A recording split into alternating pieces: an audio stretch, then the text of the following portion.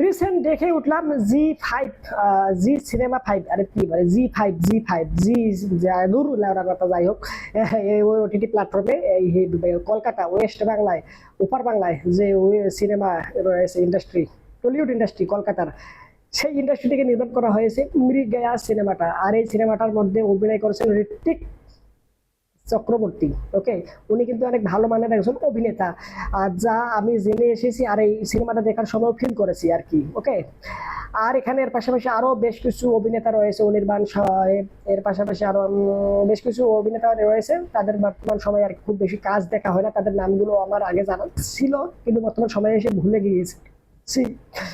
তো যাই হোক, আরো একজন অভিনেতা রয়েছে কমেডিয়ান টাইপের, মানে কমেডি খুব ভালো করে, মানুষকে খুব ভালো পরিমাণ হাসা, শুভ্র নাকি জানি, অভ্র শুভ্র নাকি জানি, শুভ নাকি জানি।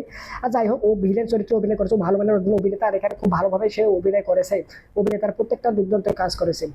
আর এই সিনেমাটার যে গল্পটা সম্পর্কে আপনাদের সামান্য একটুখানি বলি, তা হচ্ছে একটা পতিতালয়ে মনে করেন যে বেশ কিছু ব্যক্তি বলতে 2 থেকে 3 জন হানা দেয় ওখানে, তারা ঢুকে আর কি ওখানে সোনা দানা টাকা অর্থ সম্পদ লুট করে। লুট করার আগে তারা কিন্তু ওখানে রিসার্চ করে যে কোন বাসার কোন রুমে টাকা পয়সা বা সোনা দানা রয়েছে বেশি পরিমাণে, তারা ওখানে ক্রস মার্ক দেয়, মানে মার্ক করে রাখে। পরবর্তীতে নির্দিষ্ট একটা সময় ঠিকঠাক করে তারা অ্যাটাক করে আর একটা লুটপাট করে। ওকে, ও এখানে এই যে লুটপাট করা ভালো কথা, এখানে একটা তারা কি মনে করেন যে বাসায় লুটপাট করে, ঠিক সেই বাসায় যে পতিতা ছিল, ওকে এটা প্রস্টিটিউট ছিল, সে আর কি প্রতিরোধ গড়ে তোলে, যার প্রেক্ষাপটে সে আর কি হত্যা হয়ে যায় এখানে। আর এই পুলিশ ইনভেস্টিগেশন করে, ওকে অনুসন্ধান করে ধীরে ধীরে সামন দিকে গল্পটা এগোতে থাকে। এখন এখানে যেভাবে জিনিসটাকে তুলে ধরেছে একদম দুর্দান্ত। এখানে যে স্ক্রিপ্ট রাইটার যে লিখছে, মানে এমন সুন্দর করে এই সামান্য গল্পটা কিন্তু সামান্যই, দ্যাটস ইট, যতটুকু বললাম এতটুকুই।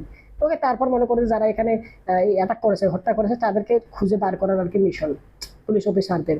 এখন এই বিষয়টাকে যেভাবে তুলে ধরেছে, আর এখানে যে বেশ কিছু ডায়লগ রয়েছে, ওরে বাবারে বাবা, মানে দেখা সত্যিকার তো মস্তি হয়ে গেছি। যদিও আমার কাছে কেন জানি মনে হচ্ছে আরো লার্জার দ্যান লাইফ, আরো বেশি পরিমাণে মনে করেন যে জিনিসটা তুলে ধরা যাইতো। তবে ওভারঅল যদি আবার বাজেটের বিষয়বস্তুগুলো নিয়ে আসি, তাহলে সিনেমাটা যতটুকু বাজেট পেয়েছে, সেই বাজেট অনুযায়ী এই সিনেমাটা দুর্দান্তভাবে তারা নির্মাণ করেছে। আমি যেটা ফিল করেছি, আবার বলতেছি, মানে আরো একটু বেটার চাইলে করা যাইতো, মানে আরো বেশি লার্জার ভাবে, আরো বেশি বিগ স্কেলে নির্মাণ করা যাইতো। হ্যাঁ, তাহলে আরো বেশি দুর্দান্ত হওয়ার সম্ভাবনা ছিল। তবে যতটুকু হয়েছে তা কিন্তু কোনো অংশে কম না। যখন আপনি সিনেমাটা দেখবেন, সত্যিকার অর্থে ফিল করবেন যে বাহ, জটিল একটা সিনেমা দেখলাম। আর এখানে যদি বলি cinematography, colour grading, overall CGI, VFX সহ দুর্দান্ত কাজ করেছে। আর এখানে অ্যাকশন, মানে ফাইট সিকোয়েন্স গুলো কেন জানি একটুখানি আমার কাছে দুর্বল লেগেছে। যদিও ওভারঅল ডায়লগ ডেলিভারি বলেন বা হচ্ছে অভিনেতাদের অভিনয় স্কিল বলেন, ওগুলো সুন্দর ছিল, তবে ফাইট সিকোয়েন্স গুলো কেন জানি আমার কাছে জমেনি। কেন জানি একটুখানি মনে করেন যে অল্প অল্প কমতি মনে হয়েছে। আর এখানে কি বলবো, দুর্দান্ত অভিনয় করেছে। এখানে কোনো প্রকার গান ছিল না বলতে, গান যে এখানে রয়েছে কিনা আমি ওটা বুঝতেই পারিনি। সিনেমাটা শুরু থেকে শেষ পর্যন্ত দেখলাম, মানে কোনো যে এক্সট্রা যে আর কি রোমান্টিক যে বিষয়বস্তু রয়েছে, এর যে গান লাগাতে হবে সিনেমার মধ্যে আর কি, এখানে তারা আর কি এইসব আজেবাজের কেন্দ্রকে জানে। এখানে একটা পুলিশ অফিসারকে মনে করেন যে একটা ইয়া রয়েছে, যে তাকে ভালোবাসে না, তার প্রেমে পড়েছে, পছন্দ করে, এরকম একটু বিষয় একটা অ্যাঙ্গেল দেখানো রয়েছে এখানে, আমি একটু দেখেছিলাম, বুঝতে পেরেছি। তবে এটাকে আর কি সেইভাবে আর কি তারা আর কি নিয়ে জানি যে তাদের মধ্যে গান লাগাতে হবে, তাদের যে প্রেম ভালোবাসাটাকে তুলে ধরতে হবে, এইসব কাজে জানে। তাদের যে মূল যে টপিক, মূল যে সিনেমা যে থিম, মূল যে কনসেপ্টটা রয়েছে, সেই কনসেপ্টকে কেন্দ্র করেই যতটুকু যা বিষয়বস্তু রাখা দরকার ততটুকুই সেই সব বিষয়বস্তু তারা রেখেছে। এখানে এক্সট্রা বিষয়বস্তু টেনে এনে কোনোভাবে সিনেমাটাকে বোরিং ফিল করায়নি আমাকে একটুও। ওকে, এখানে যে ডিরেক্টর রয়েছে, ডিরেক্টরের নাম আমি জানি না।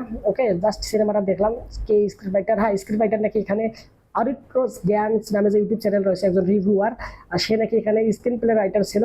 স্ক্রিন প্লে রাইটার বলতে স্ক্রিপ্ট রাইটার হচ্ছে পুরো সিনেমাটার গল্প যে লেখে সে, স্ক্রিন প্লে রাইটার হচ্ছে ছোট ছোট গল্প, মানে মনে করেন যে একটা সিকোয়েন্স শুট হবে, হ্যাঁ, যে ও এখান দিয়ে এসে ওখান দিয়ে এসে এখান দিয়ে যাবে, এগুলো লিখে যে আর কি, সে হচ্ছে screenplay writer. Screenplay রাইটারের কাজ নাকি অরিট্রস জ্ঞান করেছে, খুব ভালো লিখেছেন তিনি বলে আমার মনে হয়েছে। ওভারঅল এই সিনেমাটা সত্যিকার মতো ভালো হয়েছে। যারা ভালো মানের সিনেমা দেখতে চান, এপার বাংলায় তো ভালো সিনেমা বর্তমান সময়ে নাই। ওপার বাংলাও যদি বলি তাহলে বর্তমান সময়ে বেশ কিছু সিনেমা এসেছে, তবে অতটা পরিমাণে হাইপ নাই, মানে অতটা পরিমাণে ভালো বলা হচ্ছে না। অন্যরা যারা দেখতেছে তারা বলতেছে না। ইভেন আমি নিজেও বেশ কিছু সিনেমা দেখছি, অতটাও বড় বড় অতটা আর কি খুব বেশি ভালো লাগেনি। বিশেষ করে আপনারা আমাদের যে দেব সুপারস্টার মেগাস্টার হয়ে গেছে, ওনার যে সিনেমা যতটা পরিমাণে হাইপ থেকে, যতটা পরিমাণে আলাপ আলোচনা, যতটা পরিমাণে আর কি ইয়া করা হয়, প্রমোশন করা হয়, যতটা পরিমাণে আর কি ইয়া করা হয় আর কি বলবো, হাইপ তোলা হয়, আলাপ আলোচনা নিয়ে আসা হয়, ততটা কিন্তু তার সিনেমার মধ্যে থাকে না ভাই। এটা কিন্তু বাস্তব কথা। অনেকেই আবার এই বিষয়গুলো জানার পরে হয়তো বা রেগে যেতে পারে, তবে যেটা সত্য সেটাই। যতটা পরিমাণে তারা বলে ততটা পরিমাণে ডেলিভার করতে পারে, যার কারণে একটুখানি কোথাও গিয়ে ডিসঅ্যাপয়েন্ট হয়েছি আমি। ওভারঅল দেখি নেক্সট টাইম যে সিনেমাগুলো আসবে ওগুলো সিনেমা দেখবো, দেখে আর কি আমার মতামত তুলে ধরবো। ওভারঅল এই হচ্ছে মিডিয়া সিনেমা নিয়ে আমার মতামত। সত্যিকার অর্থে খুব ভালো সিনেমা হয়েছে, আপনারা তাদের আগ্রহ রয়েছে দেখা, তারা অবশ্যই দেখে নিতে পারেন। আর কমেন্ট করে জানেন তারা দেখছেন তাদের কাছে কেমন আছে। ভিডিও লাইক চ্যানেল যদি সাবস্ক্রাইব করে না রাখেন তাহলে দ্রুত সাবস্ক্রাইব করেন। সম্পূর্ণ ভিডিও দেখবেন, বাই।